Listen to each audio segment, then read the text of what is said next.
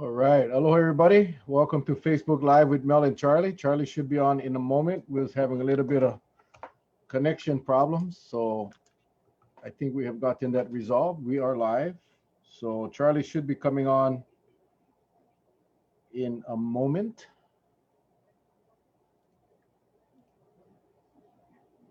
How's everybody doing on this? Here he comes. Here he comes.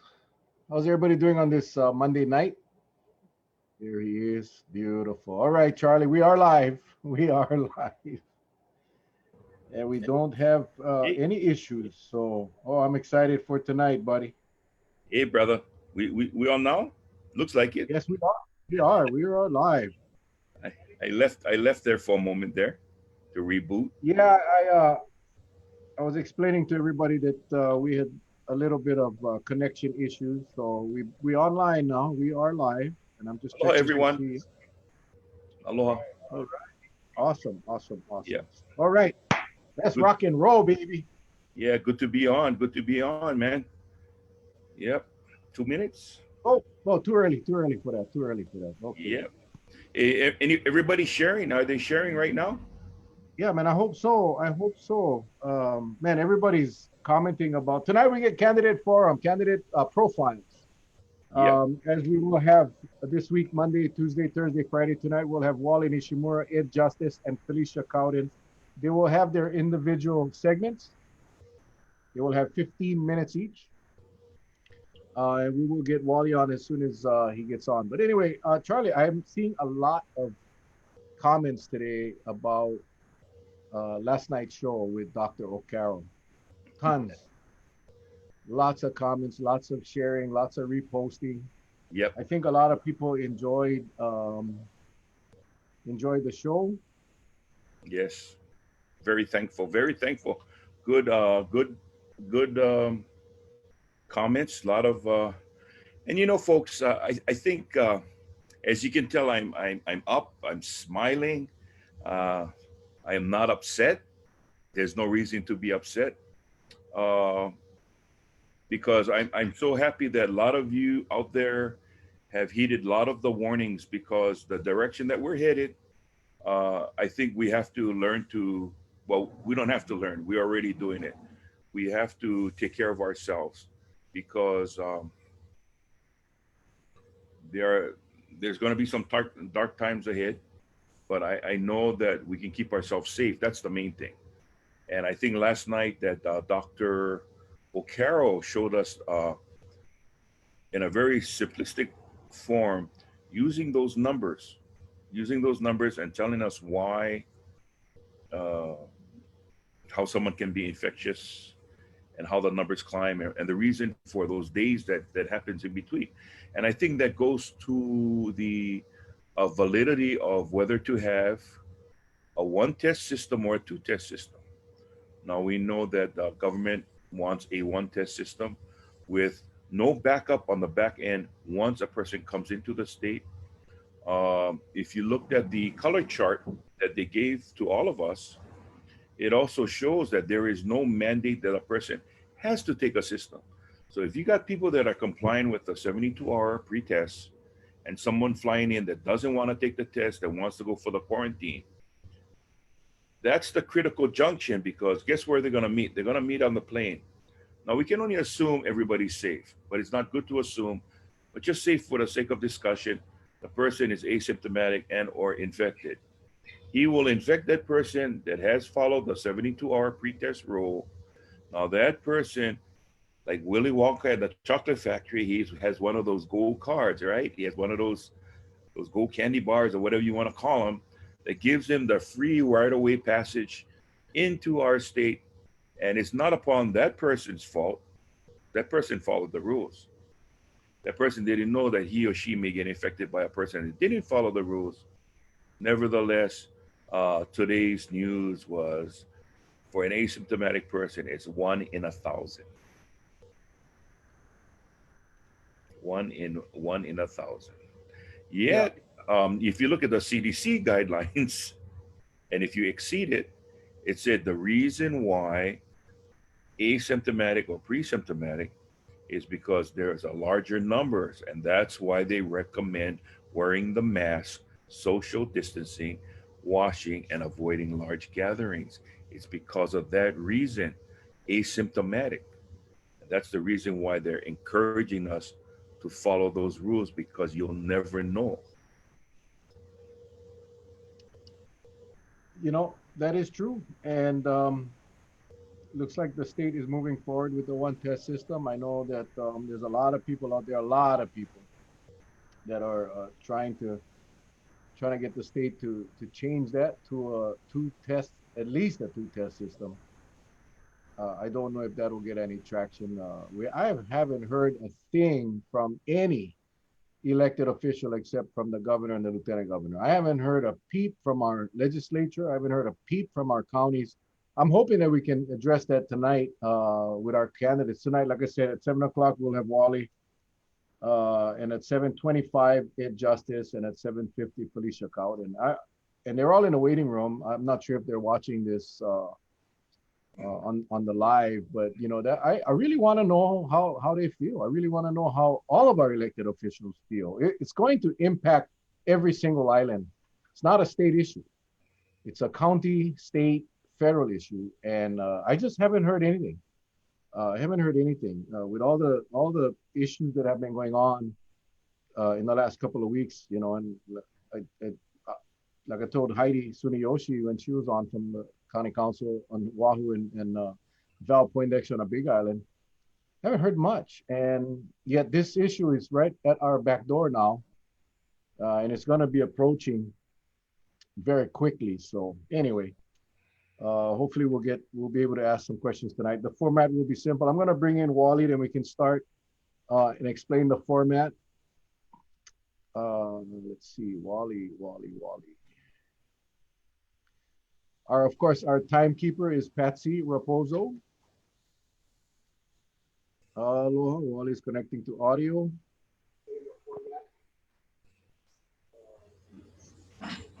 There he is. All right, Wally, aloha. Hi, Mel. Hey, okay, good. I can hear you. We can see you.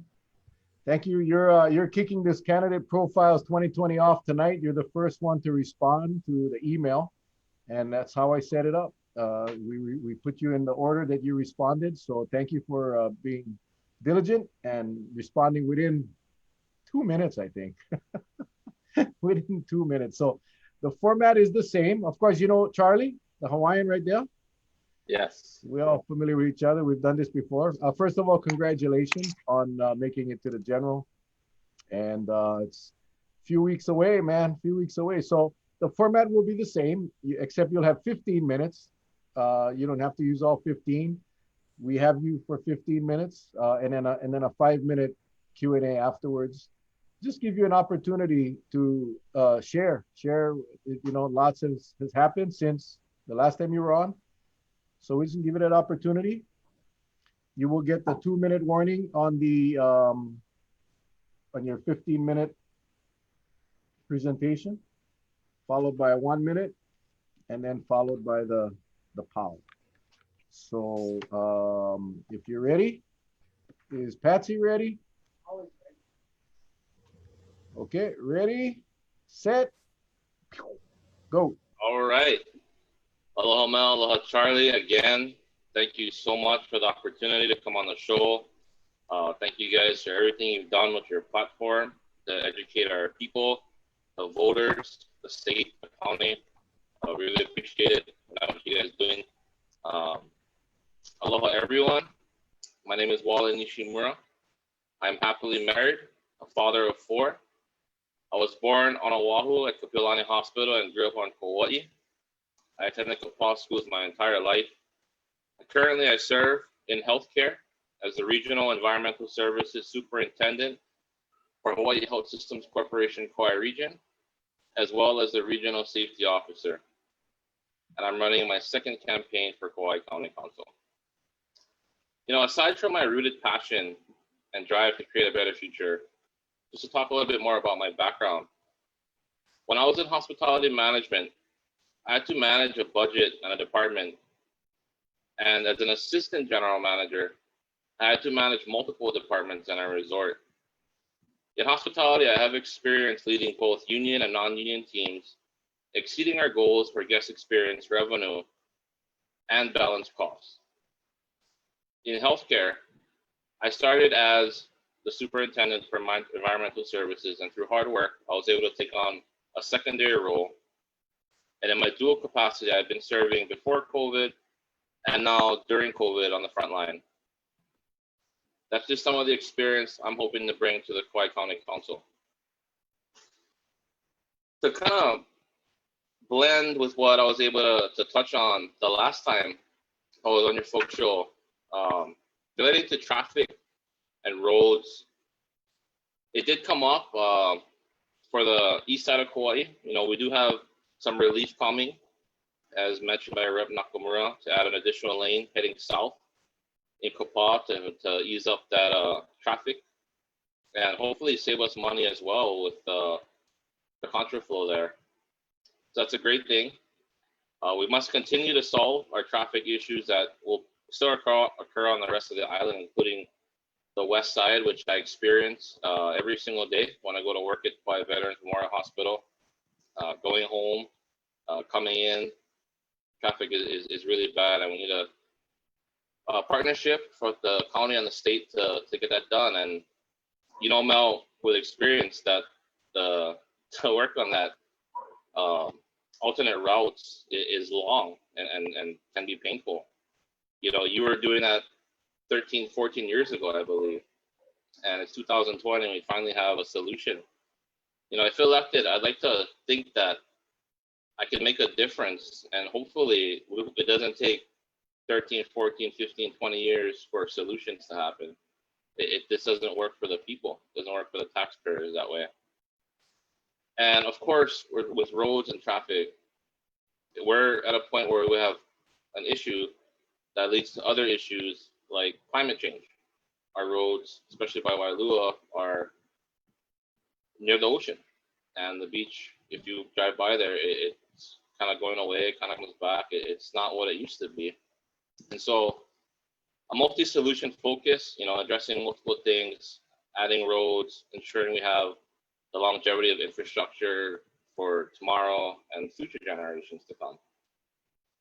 And then, of course, what really wasn't talked about, when tourism comes back for infrastructure, the relief to help us maintain our beach parks for local people to enjoy, which has been the one positive thing I could say since COVID has happened, is going to the beach and having a parking stall there ready to park, with all my kids and our stuff, and you can just unload, and I don't have to fight for a stall or avoid a certain beach or area because there isn't enough room.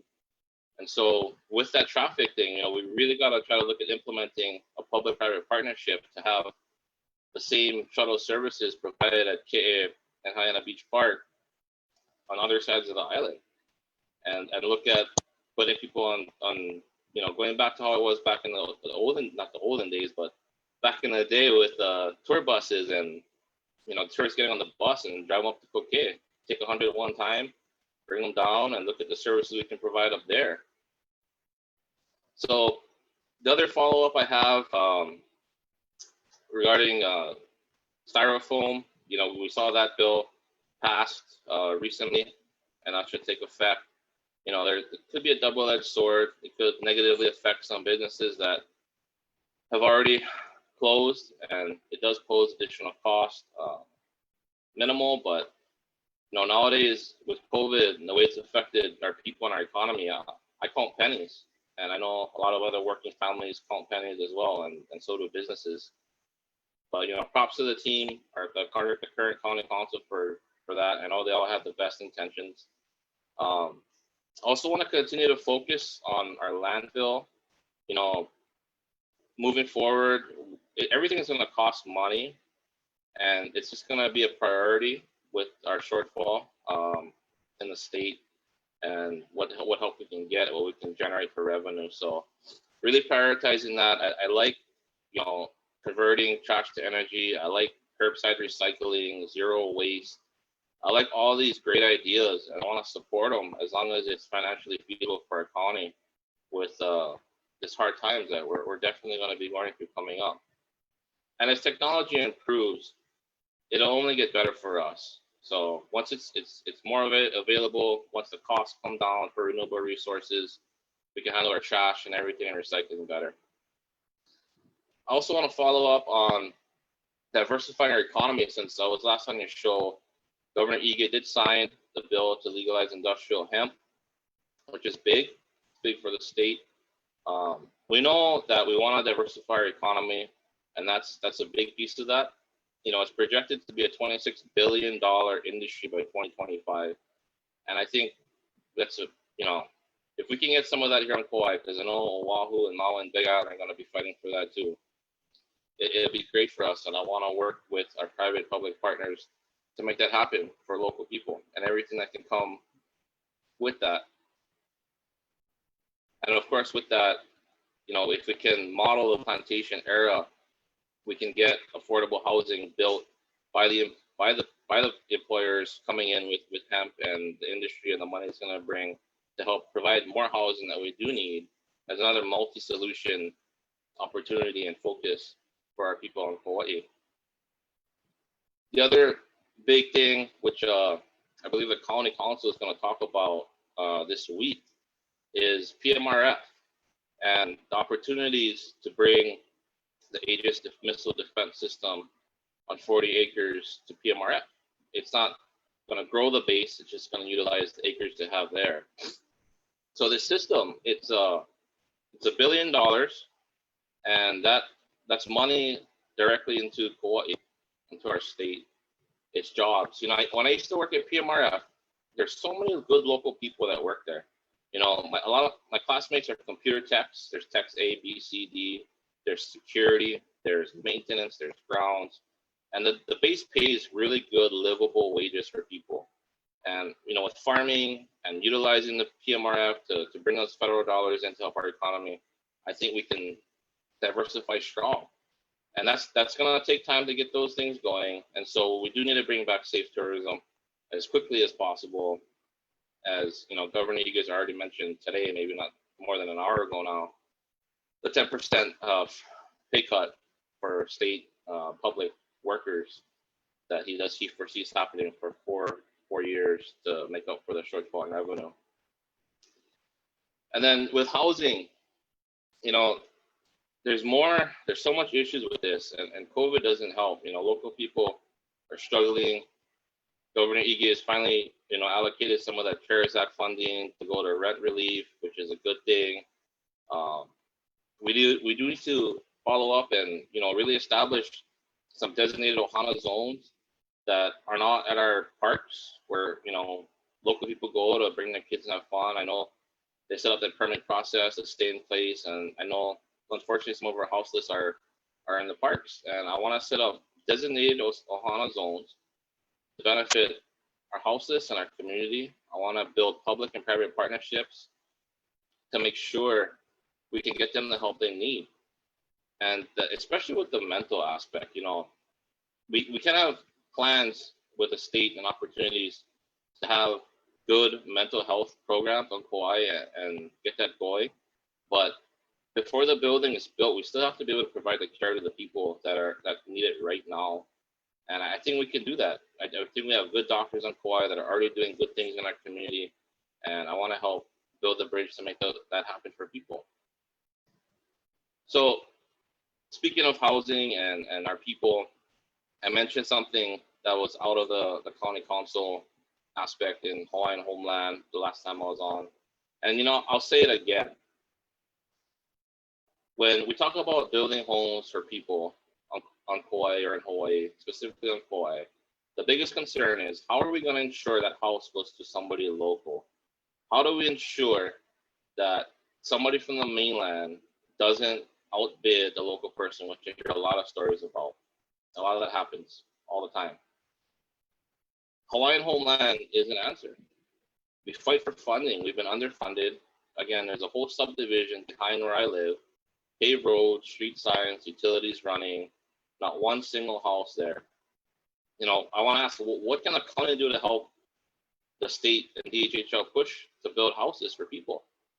Is there not enough half Hawaiians who qualify? Then is the answer that we need to lower the blood quantum? because I haven't heard anything about that over the last 2 years since Egan signed that bill the last time we were running, 2018. And so I'm very passionate, for my Hawaiian heritage. And if we fund Hawaiian homeland, homes go directly to local people that open up rentals and everything else for other local people on the island. And that adds housing to our market that can go directly to local people. And then we have COVID. COVID has changed a lot since I was on the first time, since all of us was on the first time. We saw a surge, and we saw the response. We saw all the turmoil going on. It was a shame. It's embarrassing, really. And for people like me, I work at the hospital. I just do the best that I can. And that goes for a lot of other people. We plan and prepare. But, in a sense, we're at the mercy of our leaders at the top. What they do, what they don't do, the accountability. We look at these resort bubbles that were proposed. I think it was a bold idea. I don't really like certain aspects about it. I know that we have to get the economy going again, but I don't see how that's really safe, the safest option. You look at our pre-testing now, 3 days before the flight. I know you guys have had many doctors on the show and experts and professionals, and I just thank you for bringing them on, because they share what they know and they share their experience, and it educates everybody, including myself. The 3 days isn't the right incubation period. So it's really tough. I recently at work, I took today, in fact, my first rapid test at work to make sure that, we're good at the hospital. And I'm so grateful for that, and I'm thankful. I like to see those machines, the rapid test machines, all across Kauai. I like to see, what hotel, what resort will be bold enough to say, you know what, we're going to be extra safe, and on top of tourists getting a test before they come, when you come check in our hotel, we really would appreciate you showed aloha spirit and you care for our people on our island, and you voluntarily take a quick rapid test. It's really easy. It's not difficult. It doesn't go all the way back, doesn't touch your brain, just 1 inch up the nose. It's easy. And, as a frontline worker, I just want to bring that experience, that life safety experience, to the county council to support Kauai's response.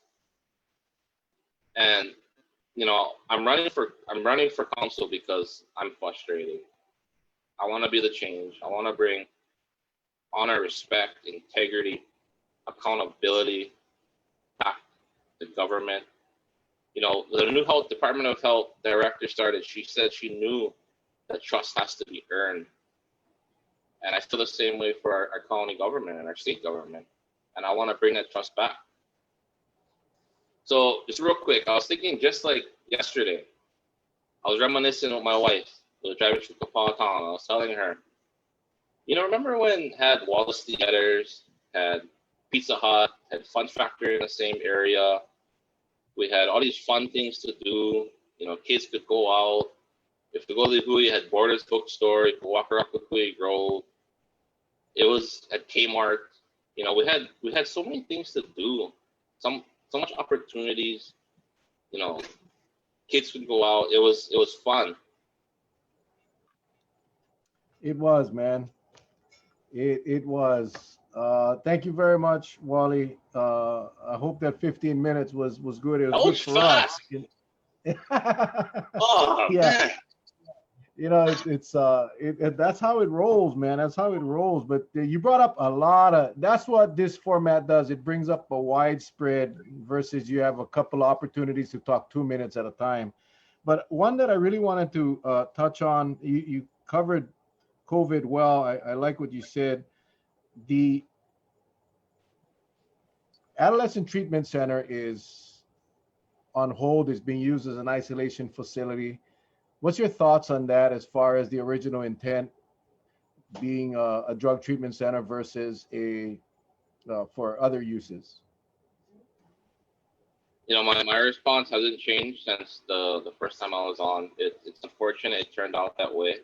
I think, Using it as a COVID isolation facility right now does serve a good purpose to help keep our community safe and keep people isolated who doesn't have the means to do that. Once we're clear of COVID, that needs to go back to its original purpose. Absolutely, it's needed. Thank you.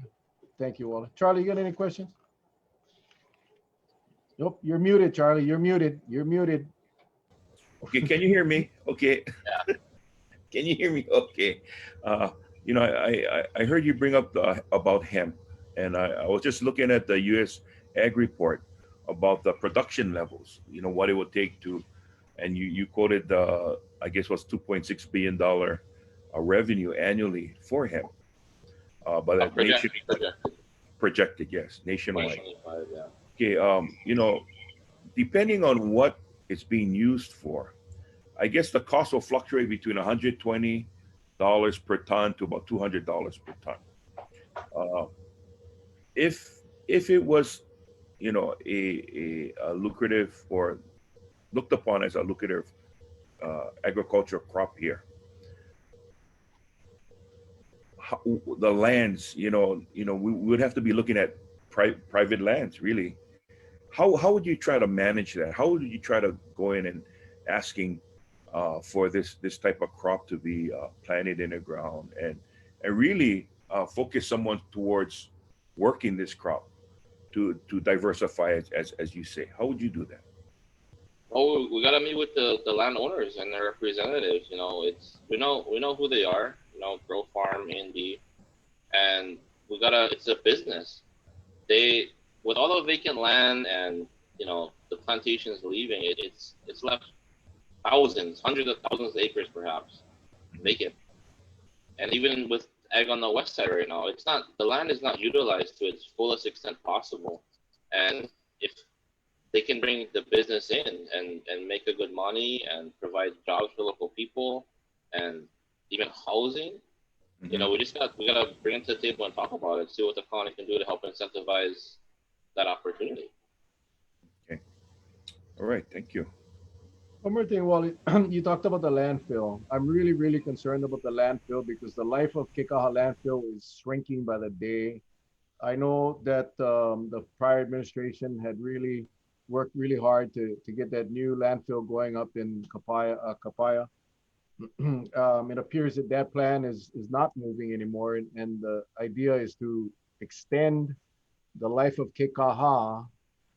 And I know you mentioned some other technologies. What is your stand on landfills versus some of these new technologies, high-tech technologies, such as there's incineration. There's a whole bunch of them. I don't have time to explain it all, but what is your general perception or concept of what we should be doing?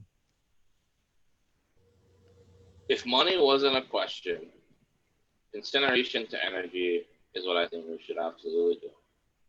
100%. We literally keep digging the hole deeper or wider and continue to put more trash in it. And we're pushing the limit in Kekaha farther than it maybe should. We don't look at the fishing that occurs on either side or either end of that. We don't look at Ole Hale right around the corner and on the Pali Cliff side and the fishing and everything else that it might affect when we continue to put trash into the ground. And it kind of, I've had a lot of housekeeping manager experience and environmental services experience, and I know what's in the trash. And we're in 2020, we got to do better.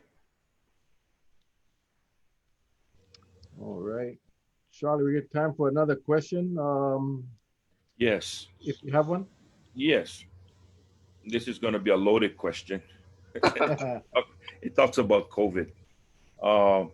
You went through the testing today, and there seems to be this big debate whether the 1 or 2 tests for the state. Okay. And I guess if you had the ability to pass any rules here just for the county level, now we're about the state, about people coming here, would you try, some have asked that maybe a mandatory mask rule be implemented, make it into like a county ordinance, make it into law. Would you be in favor of that or against it?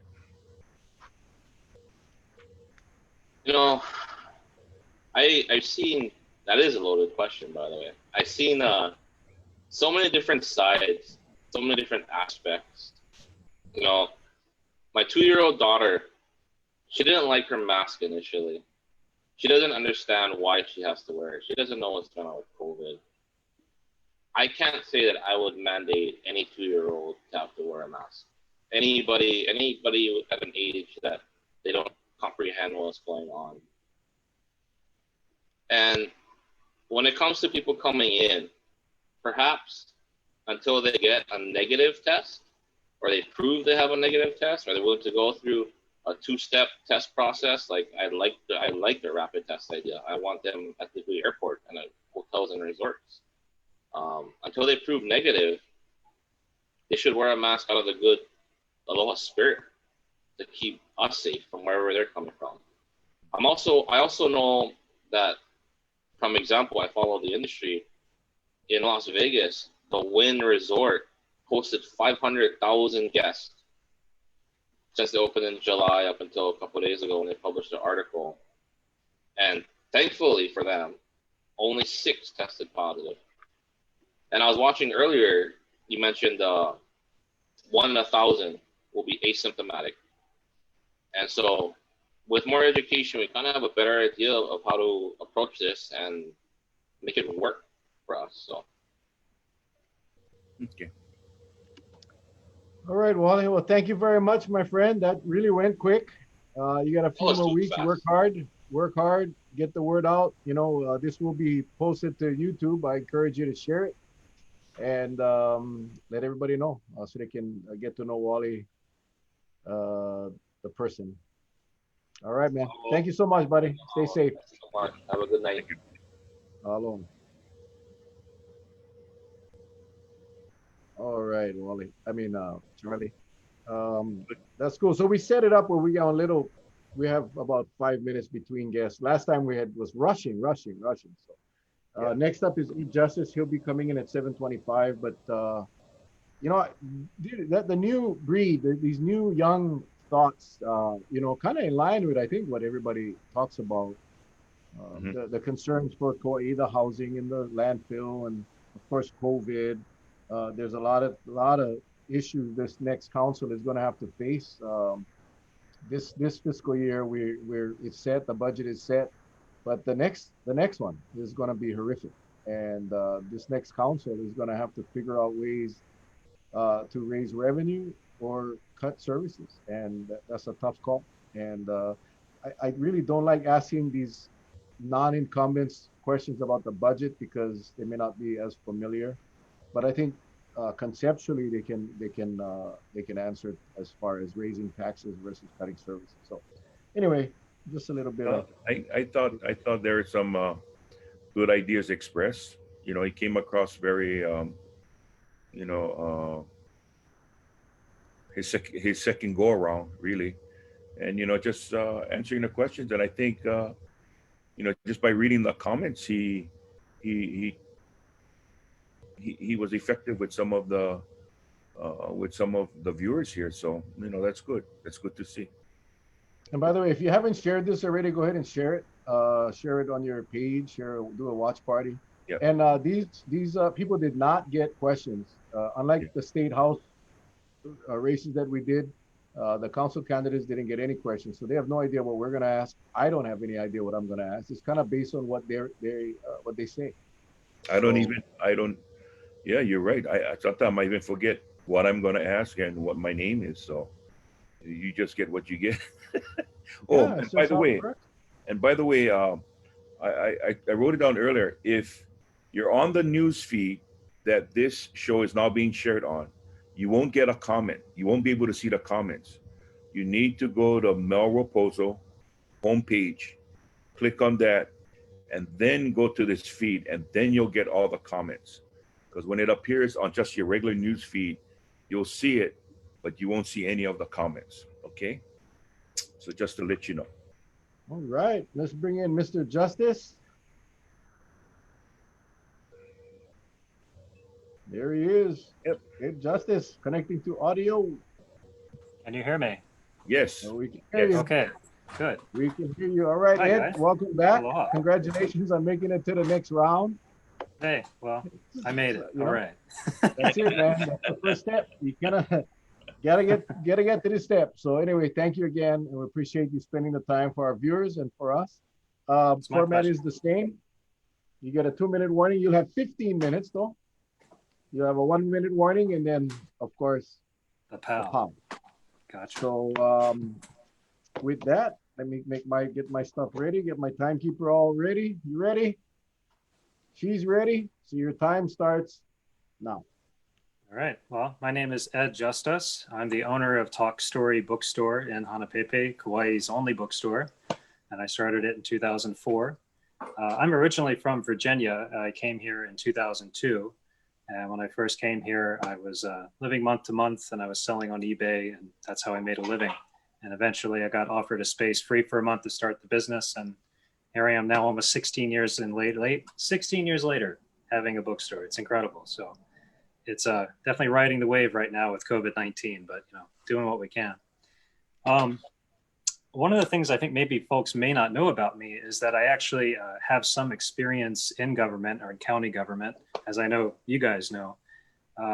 I served on the Charter Review Commission for 5 years. And so that's an unpaid volunteer position where you get to come up with charter amendments that are either necessary or desirable.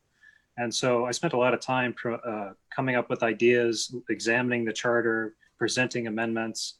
And my goal was essentially to try to make things more accountable, more streamlined, and also to make the county more responsive.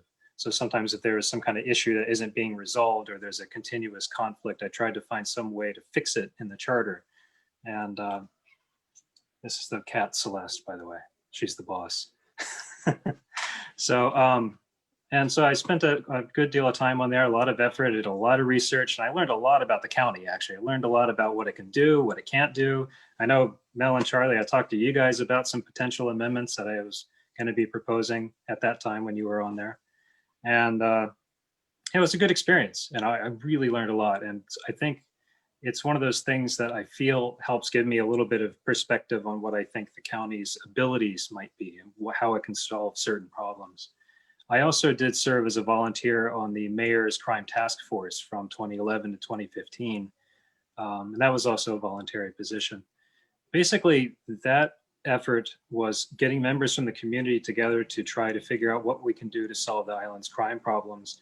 And one of the things I learned a lot about that was about our police force, what they do, what the limits of their powers are, also what the judiciary does, what the prosecutor's office does. So it was another way for me to also learn a lot more about how the county operates. And one of the fascinating things was to learn that we were actually understaffed for police officers according to the Department of Justice standards. And that was really interesting to learn.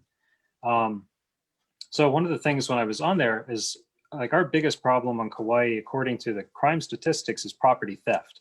And generally, of course, that's often related to drug use and drug abusers. And one of the things I had proposed was the idea of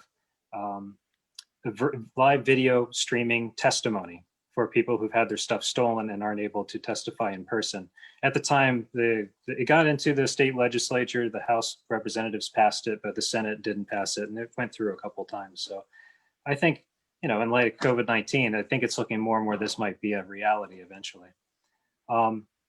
So essentially, the reason I'm running is I want to solve problems. That's my whole thing, is I see there's a lot of great opportunities that we have here. We can diversify the economy. We can revitalize our agriculture.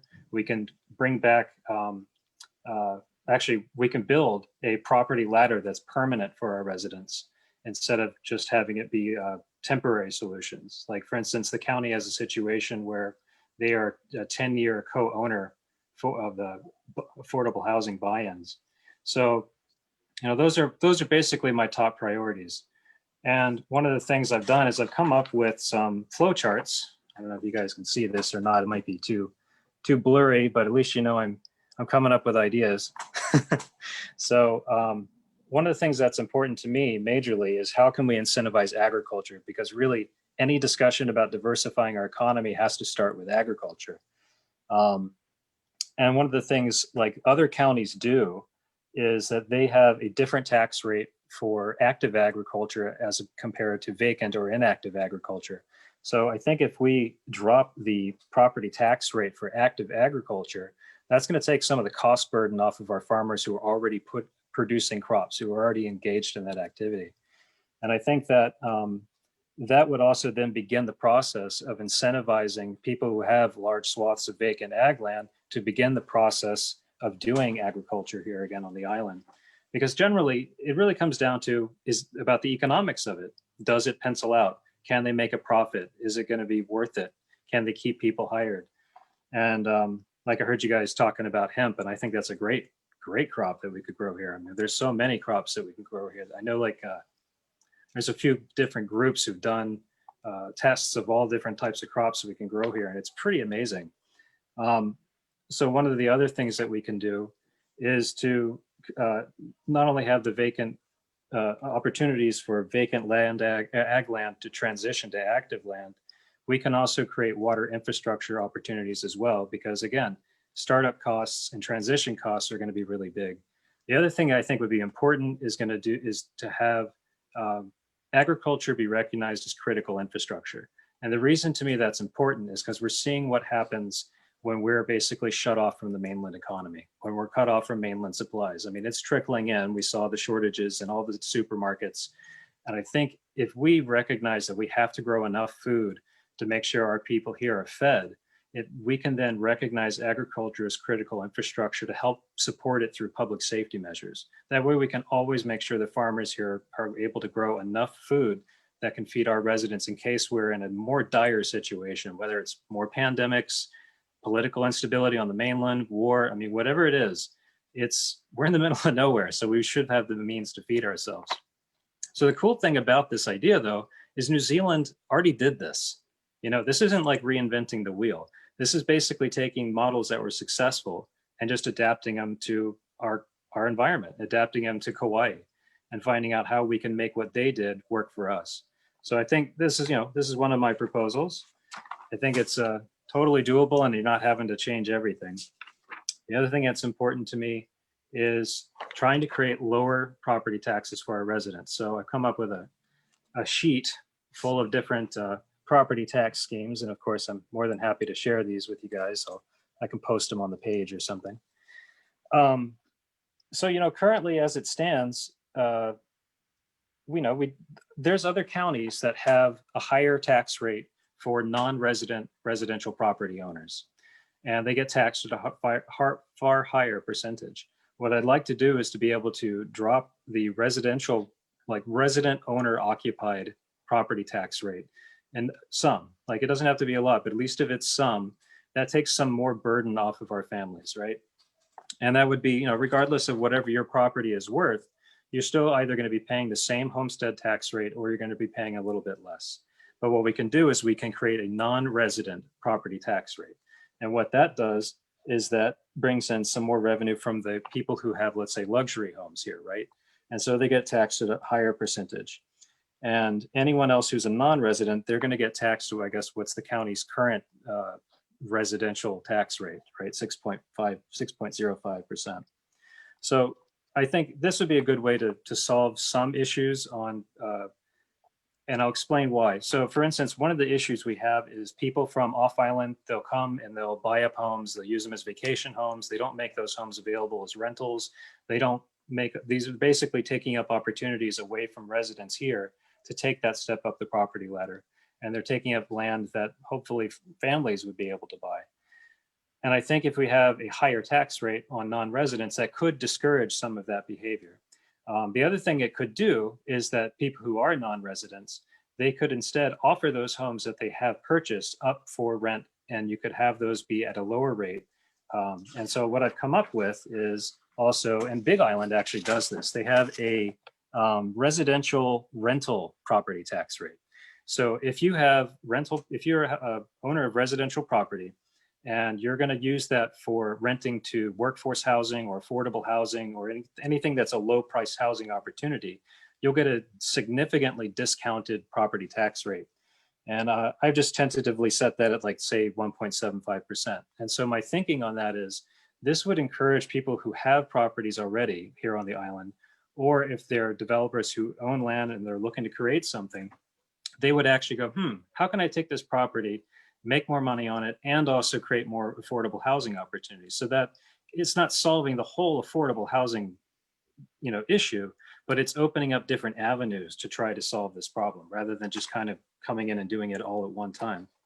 And then you'd have different other residential rental rates. So like, for instance, if people here have a rental and they're just going to rent it, say at a normal rental rate, like I guess what most of us pay, they would also get close to what I would say is the residential property rate. So that way they're not being penalized whether they're renting to somebody else here on the island or if they're owner occupied. And of course, then you're going to have the luxury rental rate, which happily will be taxed the same as the hotels and resorts, because what's the difference between a luxury accommodation that your friend is staying in or that you're renting to? And I think it would be, anyway, this is just kind of some solutions I have regarding property tax, how we can lower it. And also, the good thing is it also lowers the property tax for owner occupied, but it shouldn't, at least from what I've been figuring, it shouldn't actually create less revenue in the general fund from what we take in from property tax if we balance it correctly, right? So that way we're giving more relief to the residents. This is taking a lot more time to explain this than I thought. I apologize. So my other plan is to try to create a permanent property ladder for our families. As I was saying, the county has a rule, like a 10-year co-ownership thing with affordable housing buy-in opportunities, right? So if residents here where they want to buy in affordable housing, they have to be 10-year co-owner with the county before they can then be sole owner of it, even though they're still paying on the mortgage or whatever. But my concern about that, and when I first heard about it years ago, is, well, what prevents that person from then house flipping that, right? And then essentially all that work that the county did to create those affordable housing units would be gone. And so what this does is if the county becomes permanent owner of affordable housing buy-in opportunities, this would then create a permanent property ladder for our residents. Because one of the issues I have with sort of like, let's say just building more houses or building more, even like high density homes or for like rentals or whatever, there's nothing that actually prevents people from off island, non-residents or new transplants from coming in and taking advantage of the affordable housing opportunity, because we're part of the United States. Federal law allows them the right to come in and just rent. So my thinking is if we have some kind of permanent county ownership of affordable housing opportunities, I may be wrong, but I think we can create some kind of residency requirement. I mean, I believe there's a requirement, like, for instance, to run for council, you got to at least lived here for 2 years, right? So I'm thinking if we have existing precedent, we can put that kind of precedent into sort of this housing buy-in option. So the concept is, let's just say you're a resident, you want to go, you're ready to take your first step up the property ladder. Let's just say it's like $200,000 to buy it, which essentially is going to be whatever you would normally pay in rent anyway. So the county stays co-owner with you. What happens then is that as a co-owner, you basically are paying your mortgage to the county, right? Or your rent/mortgage or rent to own or whatever you call it. And the idea is that if you pay off that mortgage, you get to live there as long as you like, right? It's your home. But if you decide that you want to sell that home, you have to sell it back to the county.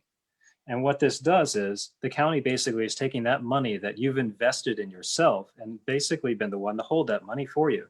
So when you're ready to take that step up the property ladder to have the home you want, the county just gives you that money back, and then you take the step up the property ladder.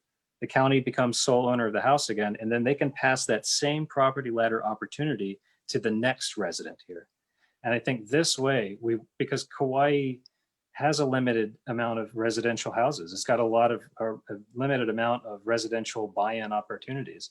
So I think if we have something that's permanent, then we don't have to worry about, say, something like Elialinani subdivision disappearing from affordable housing opportunities in 10 or 20 years from now. It'll be there for generations to allow families to take advantage of that opportunity.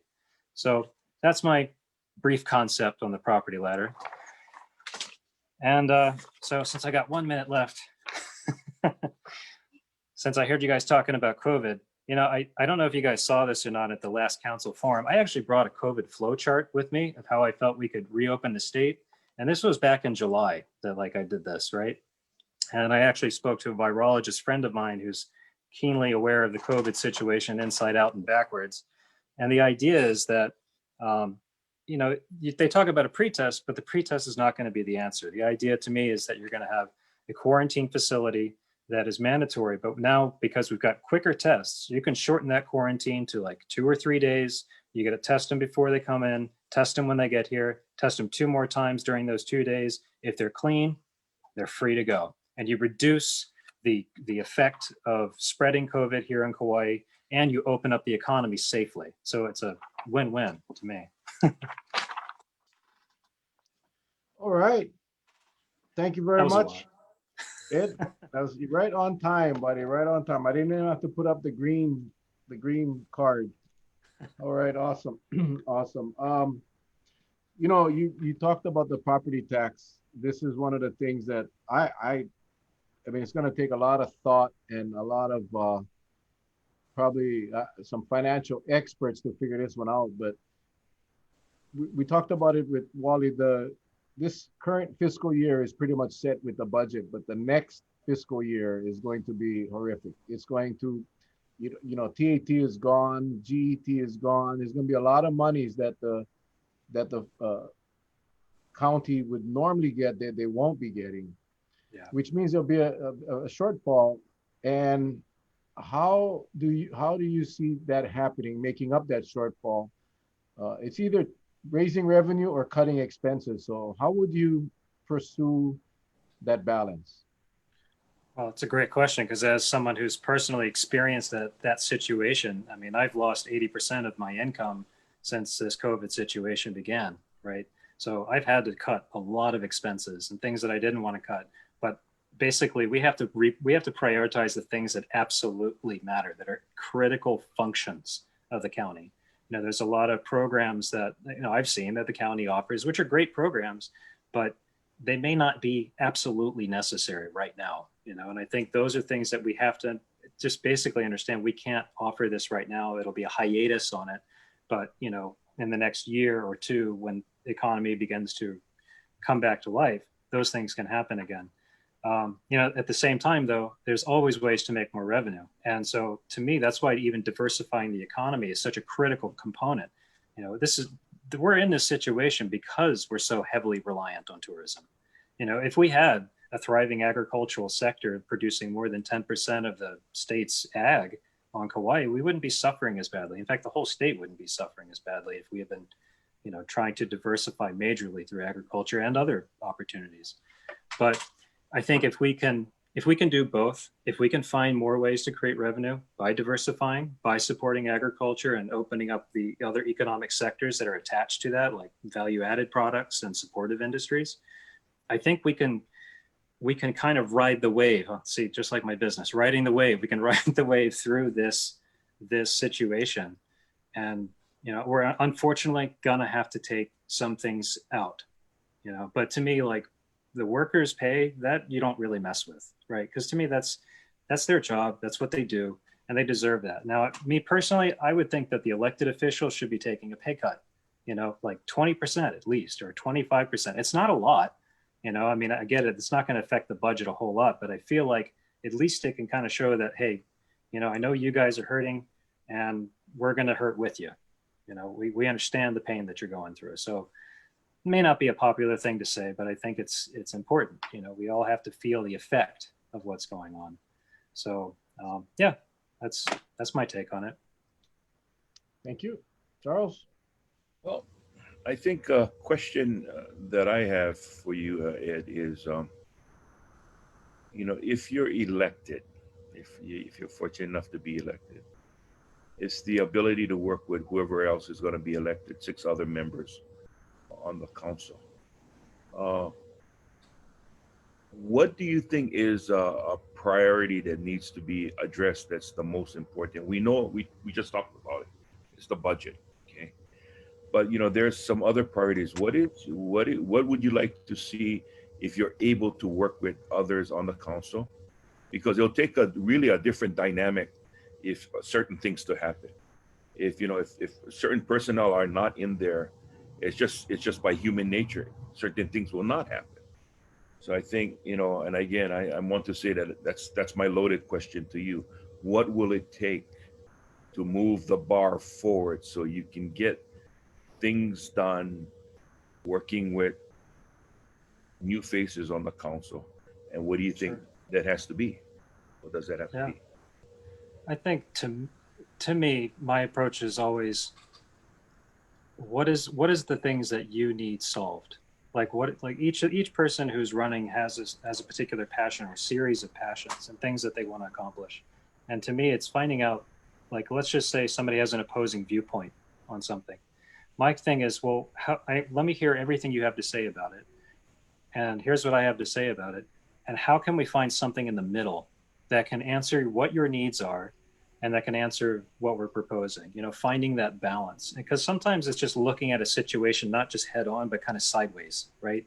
So I don't know how you would describe it. It's just thinking, I kind of can't help it. I'm always wondering, what's the other person's feeling on all this?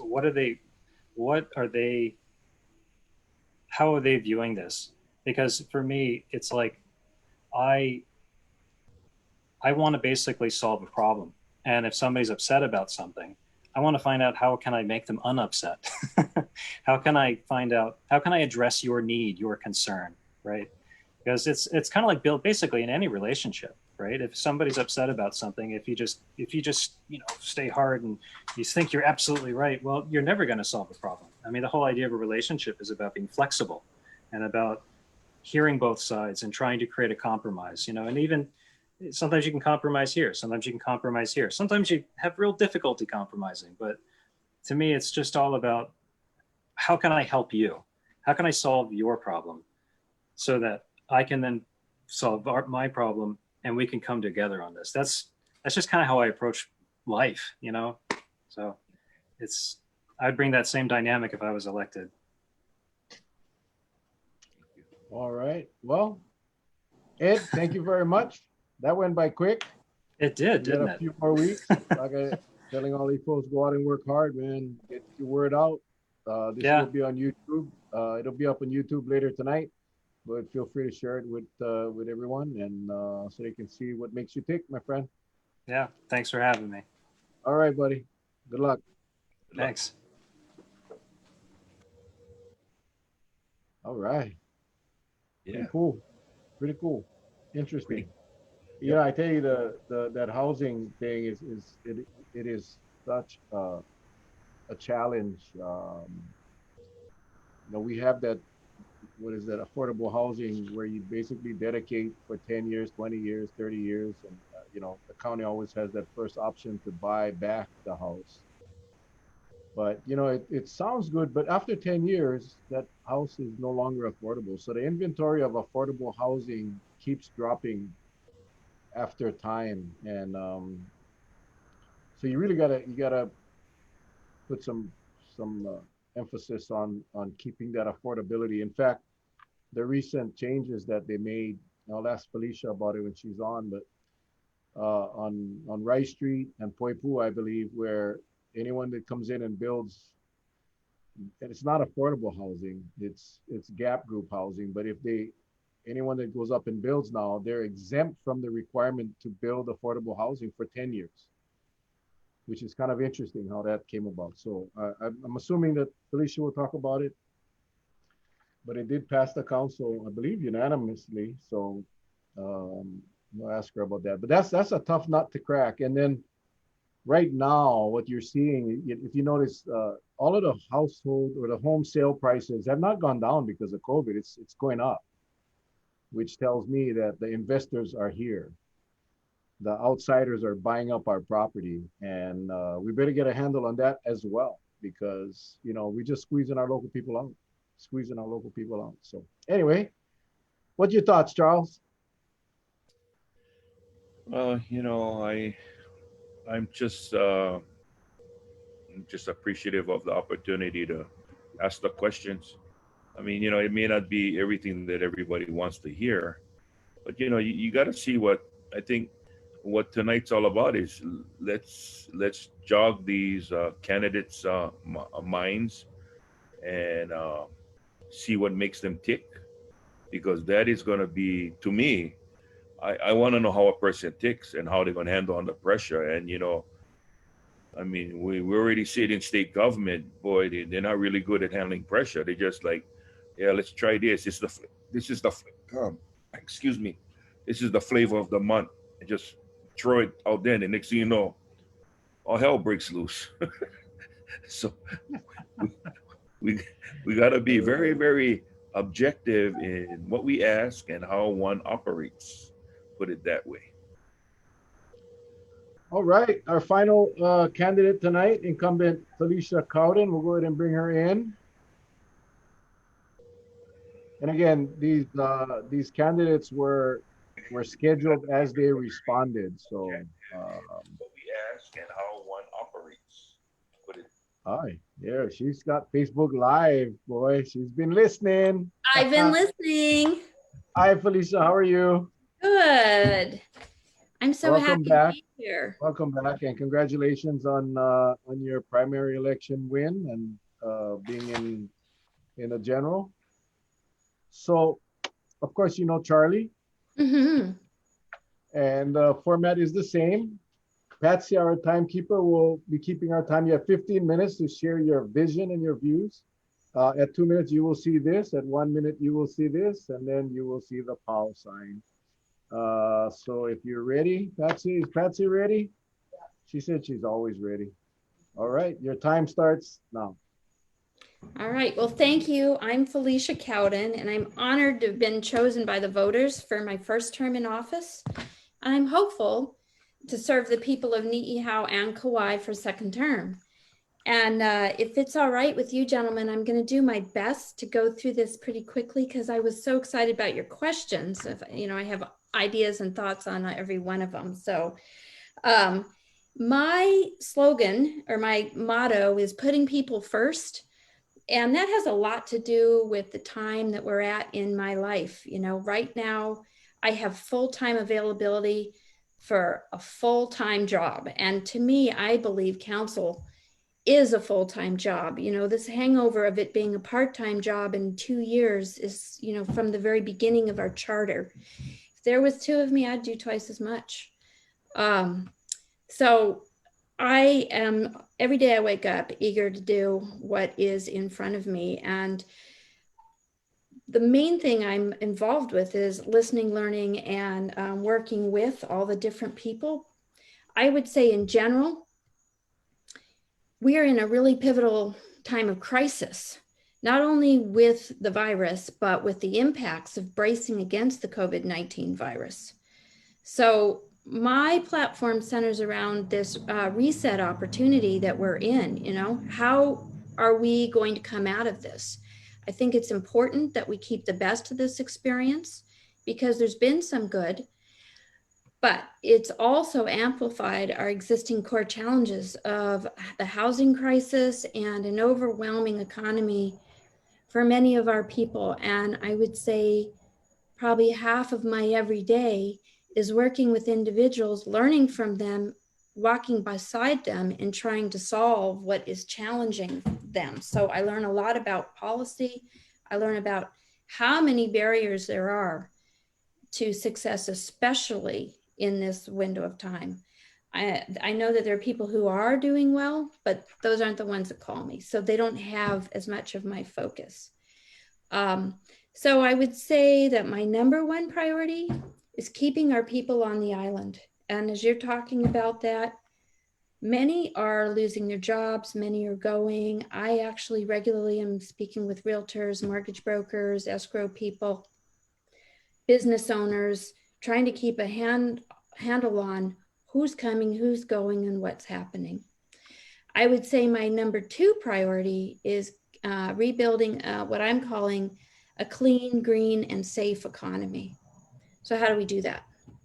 So just some, bullet points on doing that is, we need to continue to encourage some of the remote work that we're doing. I like to hope that we are going to come out of this time of deep caution and figure out a way to get that balance. So I'm looking at a whole year ahead of me or 2-year term. So I'm not just discussing right now where we still are very much careful about what's coming. But I think that what we're seeing is this reduction in traffic, the reduction in infrastructure demand. How do we keep some of it, not all of it? It's nice to be closely involved in having face-to-faces, but we're going to need to continue that. And also, as you were just describing, this wave of people that's coming, they are typically coming with their remote work. They're coming with passive income. I have some ideas. I'll address it a little bit later, but how do we turn that as a force for good? How do we get on that bandwagon where we're able to be doing this remote work for things in the continental United States? So that becomes another leg of our economy. How do we create that as part of our economy? Certainly, we need to emphasize locally grown food and products. I think that's going to become easier to compete with this 46% shipping increase. I have a high focus right now on what we can do with our new county ag bill. We've got a state ag bill up too that is looking to create food hubs to be encouraging this resilient, locally centered food production. So that's certainly an area. I think another piece that we've learned in this, particularly the first portion of it when we had the stay-at-home time, and that's all this stuff that we talk about in climate change, where, you think, well, we can never do that. Well, what happened to that? We stopped traveling so much. We stopped so much shipping. We stopped, doing a lot of things that create, what they talk about as too much carbon, too much impacts on our world climate. And it can be coming from a number of issues, but I mean, these fires are overwhelming, the floods. We've just been seeing an increase. There's a number of reasons why that happens, but we can learn to keep some of our good, responsible behavior up. And then we need to do a general reopening of tourism. And in my opinion, that means beginning with the longer term guests. And by the way, it's already happening. So you'll find that most of the things that I suggest as policy are things that happen naturally. We can mandate things, but if we mandate against what is human nature and we mandate against what people want, we're not likely to succeed. So when we look at what is happening, a lot of these longer term guests are here for months, and they have more money. They're able to spend it in different ways, and they function a lot closer to residents, especially right now when they need to be staying inside. So they're pretty good at doing that. I would say the clear point of tension is safety versus, the economy. We are, without question, the whole island is enjoying the time to ourselves as residents without the overwhelming presence of visitors. For me, it reminds me of the end of the road, doing everything we could to keep the highway from being opened. We're valuing the safety of the lockout quarantine requirements also, right? I know I feel free to go about my day. I wear my mask. I probably have cut my exposure down by like 90 to 95% to people. That's tough for me as a heavy extrovert. But, we find ways to adapt. I want to speak to that question you guys mentioned in between the first two speakers. You asked how the council feels about the strategy and what's happening at both the county and the state. Well, if I had to pick one word, I'm frustrated, right? I'm frustrated because I really would like to be able to be invited to participate in the strategy. I think the council are elected representatives of the people. I would like us to be debating, dialoguing, discussing, being able to give resolutions and putting that forward. the mayor and the governor have the control of the plan, and it's our role to allow them to lead. It's not native to my temperament to want to sit back quietly and just go with it. But I'm doing my best. And on that point, I want to thank you, Mel and Charlie, because this show that you've been doing, it's got such a high focus on COVID-19. I would say you two have really dominated the dialogue. I was really proud to see you on the news, and they had the whole screen up there. I was like, good job, you know, because you're bringing a lot of questions up. And I relate to it with my decade of talk radio on KKCR. So the research and the learning that happens with interviewing experts regularly, it's very similar to what happens in developing public policy.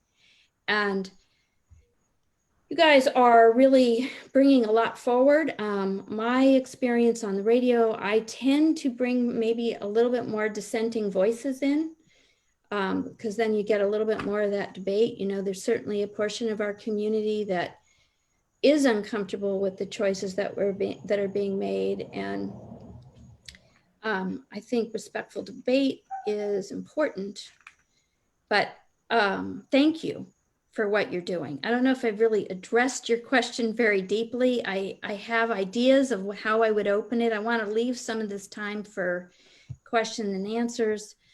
But my personal style, yeah, like even, for example, like what Charlie and I went through, we had an experience with looking at the river flooding in your neighborhood, Charlie. I think there you were able to see who I am as a county council member. Charlie was one. There was a number of people in his neighborhood who were calling me and showing me pictures of what was a persistent flood, and we had the state and the county having a disagreement whose responsibility it was to open the river. But I stayed with a friend for 3 nights on that side just so I could really watch the change. It's a very dynamic river mouth. I went with the neighbors, including Charlie, around looking at what was there. I took a lot of time with both Public Works and a hydrologist and different people. We had a neighborhood meeting there. I don't tell everybody what they need to do. I'm keeping a strong eye on it. Having them come in, meaning the Public Works Department, discussing what's going on, being out there when they're grading and grubbing and dredging that OWI, physically watching, getting scoldings from one of the neighbors who is really unhappy with the impacts. But how's it going, Charlie? Is it clear pretty much? It seems like it, at least every time I drive by. It's, you know, mother nature. She'll do what she wants to do. So Yeah, so I try and watch every time I go down there. I haven't seen a problem. I want to give a big shout out to our state, because we have now an additional $20 million coming through FEMA in the state, where the county can use that money and work with the community to strengthen the river and do a number of things that is typically state work. So that's an example of how I listen to the people, the experts, learn the detail, look for holistic solutions. I can't create myself as the solutions. Charlie, I think you're trying to get me click back on in this main screen. I see you trying to do it. Maybe Mel, you need to put me back in there. So that is my style. I find these solutions that come naturally and voluntarily are going to be the most effective. I'm a collaborator a lot more than a competitor. I like to quietly solve problems. Hey, another thing that you and I all went through, and Mel, do you want to put me back on the central screen? What we went through with, even, for example, the pesticide debate, what I learned in that is how important it is to solve problems without having to make anybody wrong. And in that situation, what I felt that I really saw was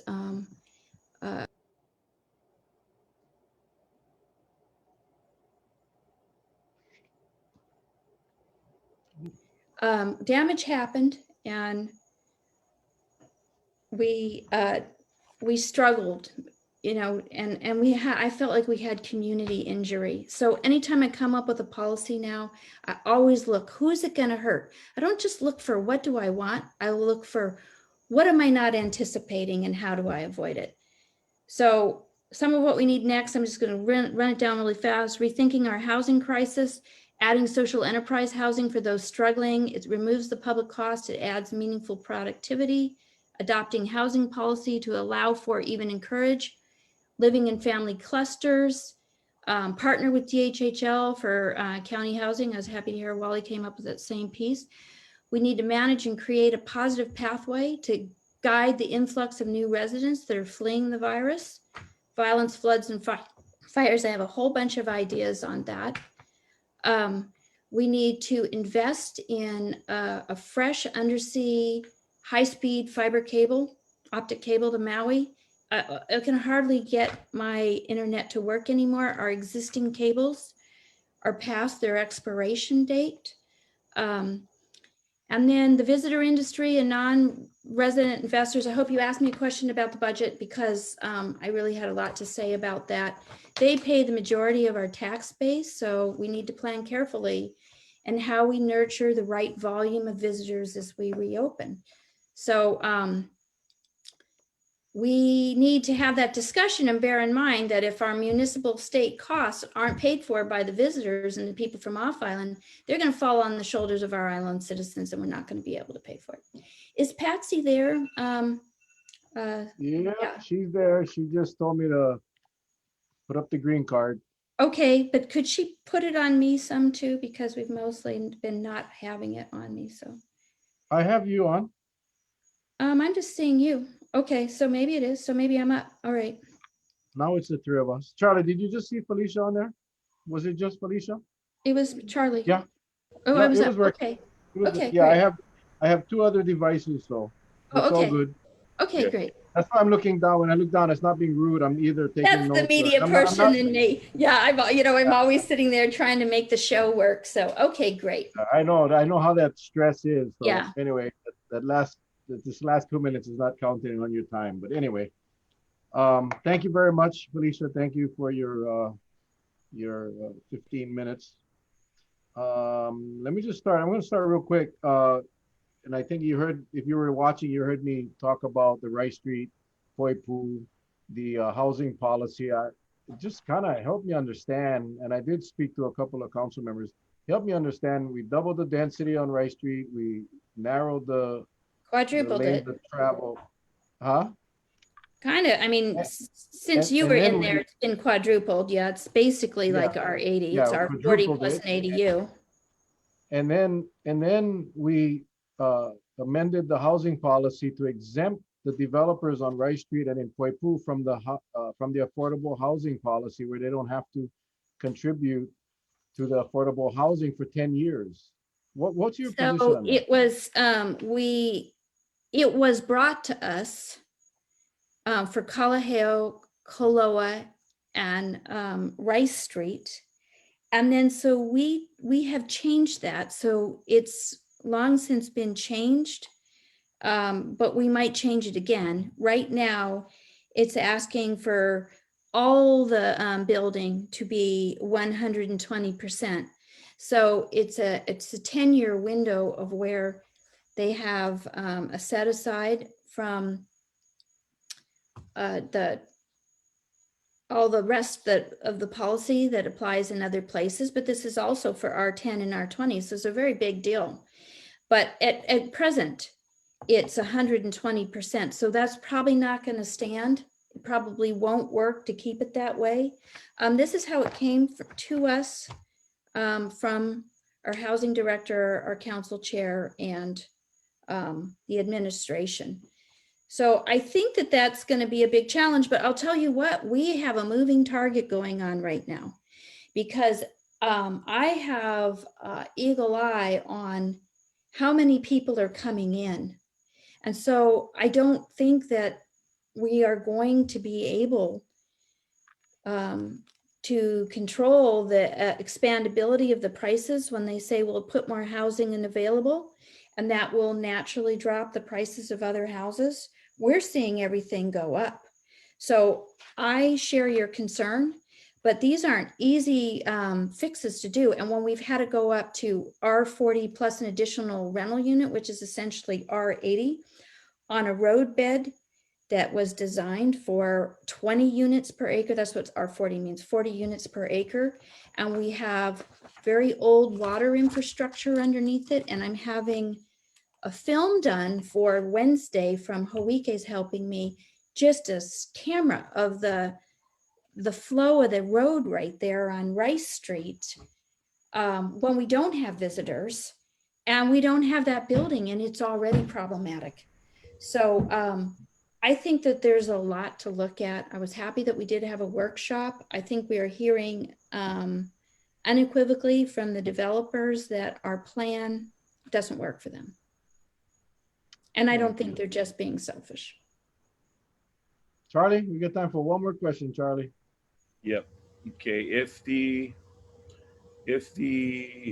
governor allows the mayor to go with a 2-test plan for those coming in, if you were elected in the council, would you support a secondary test being done here on Kauai?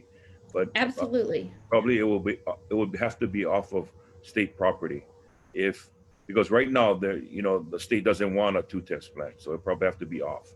Would you support it?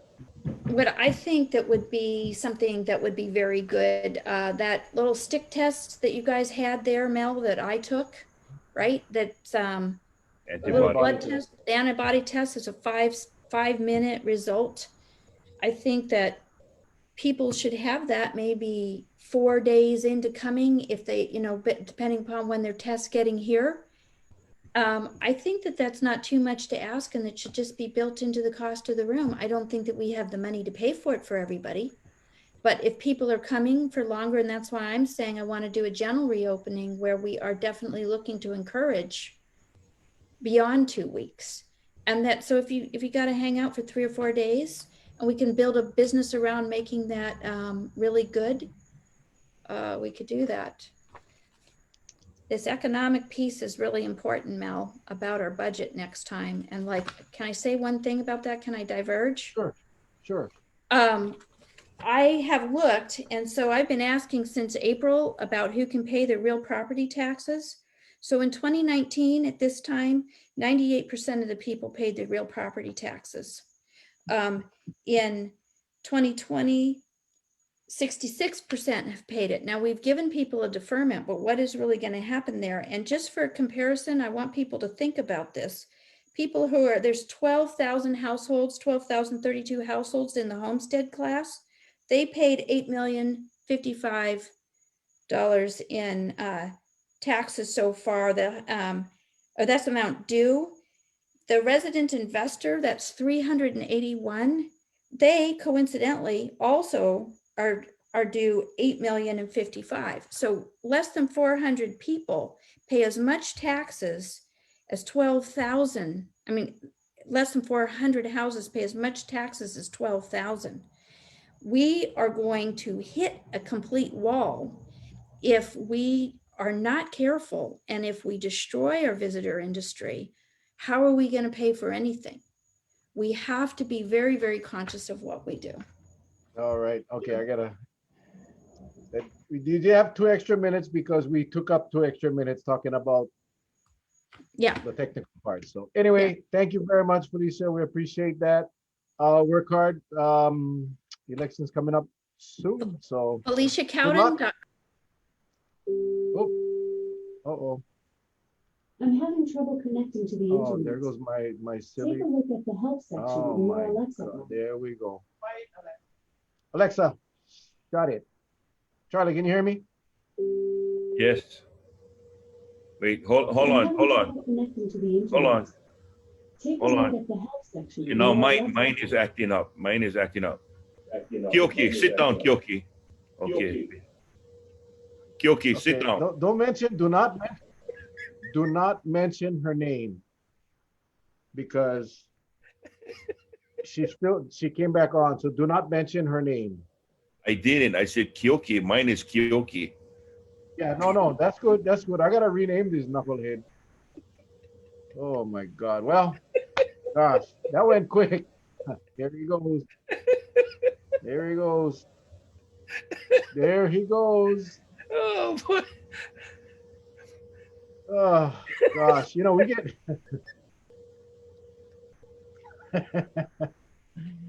I hope you guys enjoyed that tonight. Tomorrow night we have Jade Matad Wali at 7 o'clock, Mike Danduran at 7:25, and Addison Bulasan at I have a question. I have a 7:50. question. I have a question. Will you be inviting Alexa tomorrow night? Stop.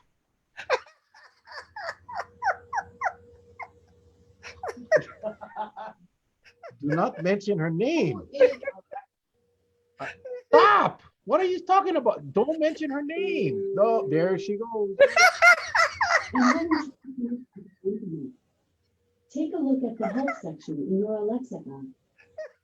Alexa, I don't like you. Stop. Don't say her name. Oh, here we go again. I'm having trouble connecting to the internet. Take a look at the help section in your Alexa app. You see what happened when you see what happened when you lazy and you like get on Alexa for serve you. You see what happened when you lazy and you like get on Alexa for serve you. Don't mention her name. Oh, you guys, I tell you. Anyway, Charlie, it's gonna be tough. This election gonna be tough again. I told you should have bought one Kyoki. If you buy one Kyoki, you wouldn't have this problem right now. Yeah. If you buy one Kyoki, you wouldn't have this problem right now. Oh gosh. Mary Tunta. Yes, that's Mary Tunta. I don't know if I'm going to have her around tomorrow. Oh, my stomach's sore. Just go buy me a regular. This Sore. That's a good laugh. Anyway, That's a good laugh. it's not a good laugh. It's painful. Oh gosh. Oh, man. Anyway, as I was saying, boy, out of the 14 candidates, man, only 7. Yeah, that's the hard thing because you get so many qualified good people, and then you gotta pick 7. I hope more people tune in. I mean, we had a good crowd, but I'm hoping my son said, Uncle Mel, put beep on timeout. I ain't saying her name. Yeah. She's gonna go timeout. Trust me, she's gone. She will not be in this house tomorrow. She's gone. Try this. Alejandro. Alejandro.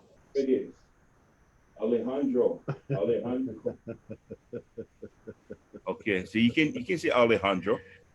I don't know if it's just me, but you stay lagging way behind. Your voice stay way behind your lips. I don't know why. That's for making fun. Black Belt Tierra. Somebody said get some test. I think they meant get some rest. Oh, the Mel and Charlie comedy show with beep. I ain't saying her name. Don't make me say her name. Stop! What is wrong with you? Look. Oh.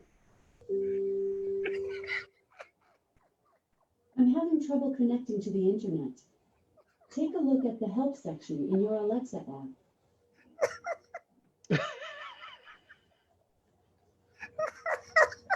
app. She just doesn't get it. She doesn't get it. She's taking over, Terrence. You're right. She's taking over. Beep. Beep you. Beep you.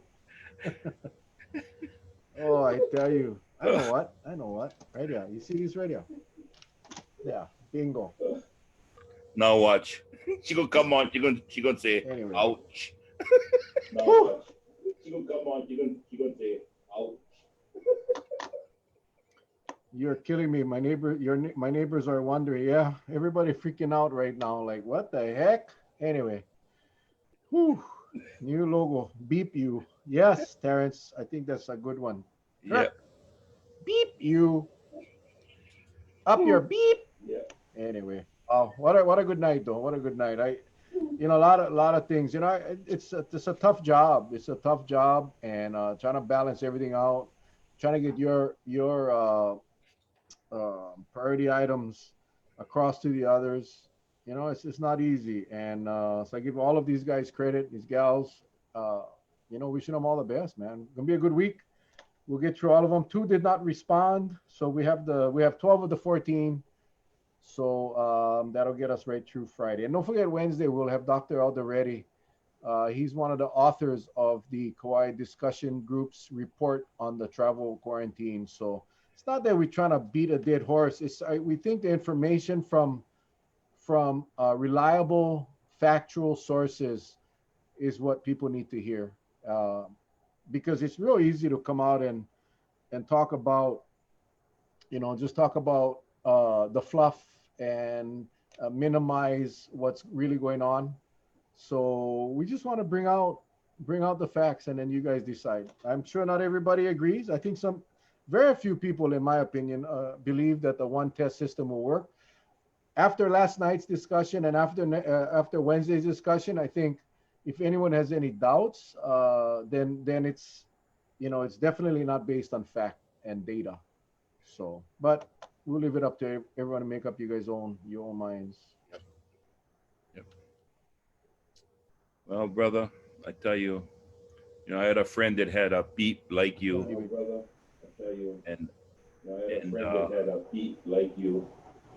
And apparently what happened was told him to turn on the right spot. Apparently what happened was told him to turn on the right spot, right? And instead of that, the right spot made choke, meaning And instead of that, never turn on at all. The right spot made choke, meaning never turn on at all. All right. Any closing comments, Charles, before we head out? Well, thank you so much. And There's a thank you to delay. the- I don't know. Are you hearing the delay, Thank Patsy? you so much. Let me And ask. Yeah. thank you to the Can I turn that thing down? Yeah. Yeah. Can I turn them down? Turn that thing down. Anyway, for you folks out there, thank you so much for watching. Yes, it is like a Bruce Lee movie. Your kung fu is no good. Yeah, but thank you so much. We're gonna be doing this all week with the candidates, and hopefully, for you Kauai folks, you get an idea of what's at stake, the candidates at stake. So hopefully, and to everybody, again, Mel and I, we're gonna keep on pounding that beat until we get the right answers, boy. When it comes to what the state wants to do, because your safety is first. Okay, there's no room for politics, and there shouldn't have any politics. Should be totally out of this game when we're dealing with COVID. That's the number one thing. Politics should not be involved with COVID, plain and simple. Okay.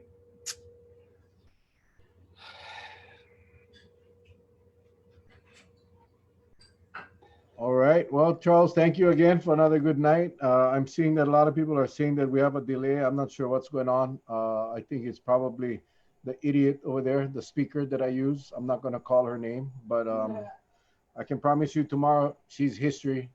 We'll get a different speaker. But thanks again for joining us tonight, people. Appreciate you guys coming on and learning about our candidates so that you can make the right choice on election day. Now, don't forget, if you're not registered to vote, go register to vote. You still can register for the general election, even if you did not vote in the primary. So make sure you get registered on all of that. And I tell you, I was watching the Oakland Raider or Las Vegas Raiders press conference after the game. And just to show you how this whole COVID thing is, the coach, John Gruden, said he had caught COVID. He had COVID. So one of the reporters asked him, hey, they saw him on the sidelines without his mask. And, he said he's trying his best. He gets into the moment, but he wears his mask. And he said, there's a ton of people that couldn't come into that brand new stadium because they didn't allow any spectators. But he said, there's thousands of them outside right now celebrating the victory because they did win tonight.